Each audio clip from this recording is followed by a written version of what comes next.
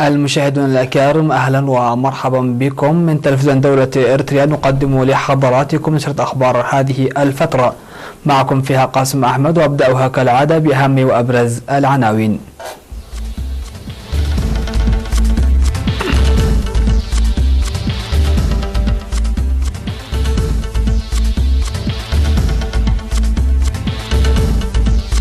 إكمال استعدادات تطعيم الصحي في جنوب البحر الأحمر، مساعدة المزارعين المحتاجين في الدقيح والسجنيتي، جهود لمكافحة الأمراض المعدية في كودابعور، 42 قتيلا على الأقل في انهيار أرضي بالكاميرون، تركيا تقول إنها توصلت إلى حد بعيد إلى اتفاق مع روسيا، ومجلس العموم البريطاني يقر إجراء انتخابات عامة.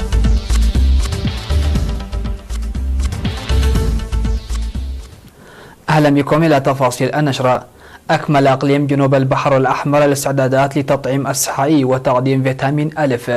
وأوضح مسؤول مكتب وزارة الصحة في الإقليم السيد أسفاو نقاسي في الاجتماع الذي عقده في 29 من أكتوبر لمسؤولي أقسام إدارة الإقليم والقيادة الشرقية القيام بأنشطة توعوية مكثفة لضمان مشاركة المجتمع والمؤسسات الحكومية وتجهيز نقاط التطعيم وتسخير الكادر البشري والتجهيزات اللازمة.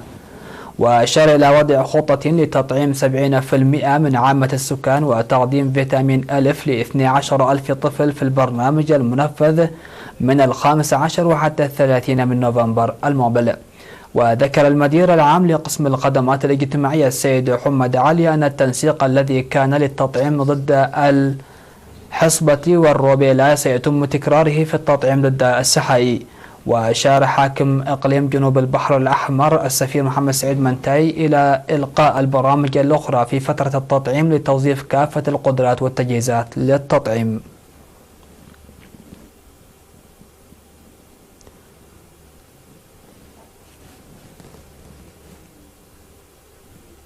تجري عمليات جمع الحصاد للمحتاجين من أسر الشهداء والمعاقين وكبار السن وغيرهم من الجهات المحتاجة في مديريتي الدقيح والسجنيتي عبر أنشطة نفير نظمتها إدارات الضواحي ويشارك فيها أعضاء قوات الدفاع والمواطنين والطلاب. وجرت أنشطة النفير التي بدأت في 26 من أكتوبر واستمرت ل4 أيام في ضواحي حشملة وعنابور وسافرة ومسقول الزولة وإيجلا وتخندع ودرعا ومبخاخات بمديرية الدقيح.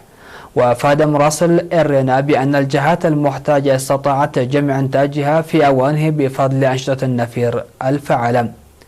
في غضون ذلك نظمت مناطق حلاي وماي حرسات وحدش عدي ودكسا بمديرية سجنيتي أنشطة مماثلة أدت إلى جمع 80% من الحصاد.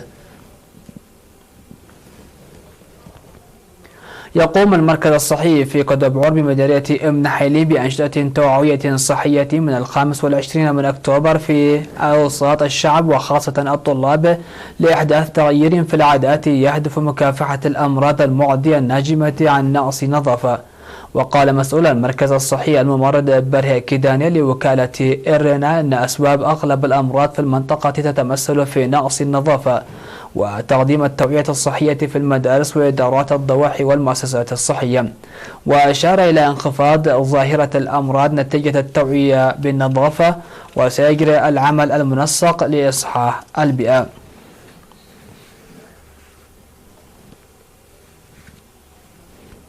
ذكرت مسؤولة فرع الاتحاد الوطني للمرأة في مديرية غردات السيدة عافية الصالح أن الجهود تبذل لتعطير وتنظيم المرأة العاملة في المؤسسات الحكومية. وأوضح في اللقاء الذي جرى في هذا الإطار أن المرأة الشابة تحقق مشاركة مشهودة في العمل والتعليم والتدريب المهني ومجالات أخرى، لكنه كان ضعفا لتعطيرها في الاتحاد وقد شكلت اللجان لتصحيح ذلك. من جانبها دعت سكرتيرة الفرع السيدة حسينة عمر المرأة الشابة العاملة في المؤسسات الحكومية ليكون مثالا بالمعرفة والتجربة للأخريات ونقل تجاربهن، وأكدت المشاركات في الاجتماع لاستعدادهن للإيفاء بالواجبات التي يطلبها الاتحاد. والاتحاد الوطني للمرأة فرع مديرية غردات عضوات في 15 ضاحية.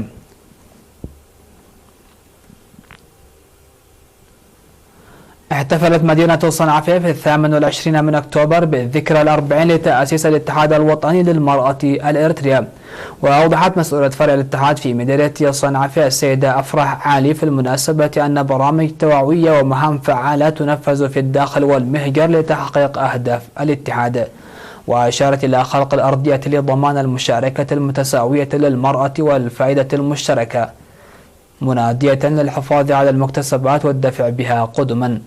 وقال المدير التنفيذي لإدارة مديرية صنعاء السيد هبتي كيداني أن نضالات المرأة الإريترية في السنوات الأربعين الماضية جزء من التاريخ الوطني المفخر، داعيا العمل الجاد تنشئة المرأة الشابة. أقيمت في إقليم جنوب البحر الأحمر مجالس أهلية للتأهيل والتنمية على مستوى الضواحي للعناية بالمعاقين وكبار السن وغيرهم من الجهات المجتمع المدني المحتاجة.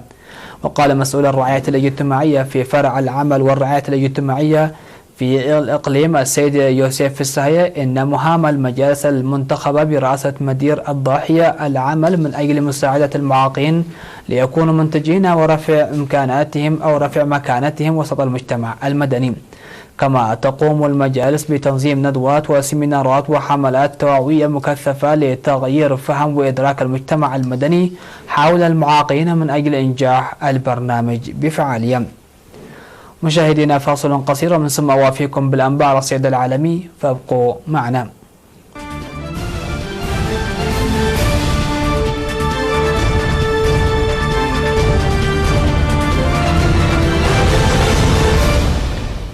أهلا بكم إلى الأنباء العالمية.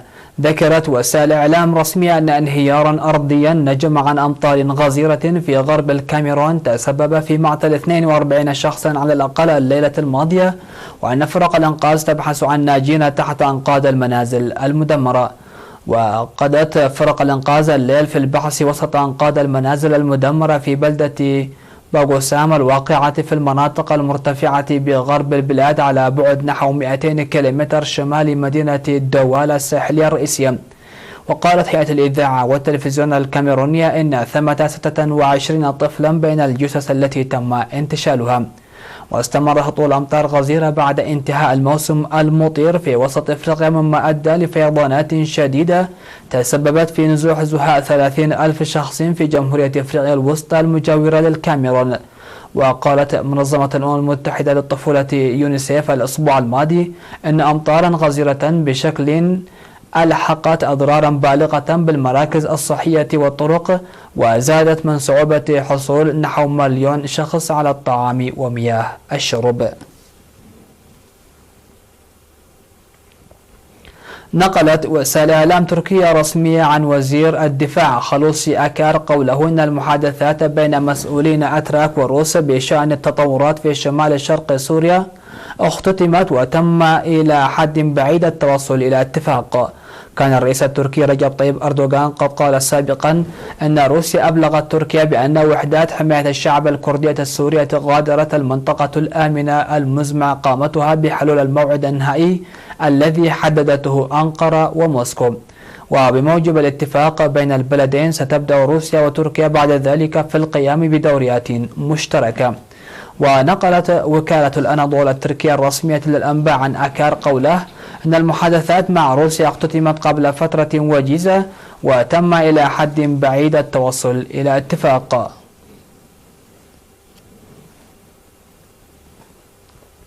وافق أعضاء مجلس العموم البريطاني على إجراء انتخابات برلمانية في 22 من شهر ديسمبر بأغلبية ساحقة. وصوت لصالح مشروع القانون 438 عضوا مقابل 20 عضوا رفضوه. ويجب أن يوافق أعضاء مجلس اللوردات على المقترح قبل أن يصبح قانونا. ويمكن هذا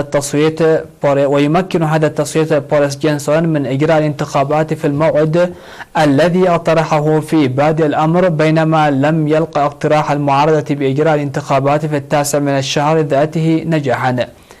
وستعد هذه المرة الأولى التي تجري فيها انتخابات في شهر ديسمبر منذ عام 1923. وفشلت جهود نواب المعارضة لخفض سن التصويت إلى 16 والسماح لمواطني الاتحاد الأوروبي بالمشاركة.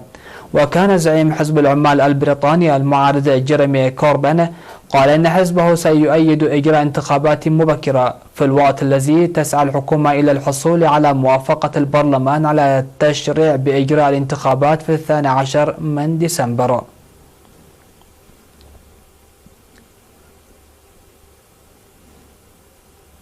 الخبر الأخير في هذه النشرة: تخوض فيات كرايسلر وبي اس اي المالكة لبيغو محادثات بشأن ارتباط محتمل قد يتمخض عنه كيان عملاق بقيمة 50 مليار دولار ذو وضع مؤهل بشكل أفضل لمواجهة مجموعة من التحديات التي تواجه صناعة السيارات عالميا على صعيدي التكنولوجيا باهظة التكلفة والقواعد التنظيمية. وقالت المجموعتان في بيانين منفصلين إنهما تجريان منافسات تهدف إلى إنشاء إحدى أكبر شركات صناعية السيارات في العالم، وذلك بعد أن قال مصدر على دراية بالأمر إن المحادثات جارية. وبعد التخلي عن اندماج مقترح مع رينو في يونيو، أكد رئيس فيات كرايسلر جون إيلكان مسعى الشركة لإيجاد تحالف بديل، إذ تواجه شركات صناعة السيارات استثمارات ضخمة من أجل تقنيات التحول للسيارات الكهربائية وخفض الانبعاثات والقيادة الذاتية.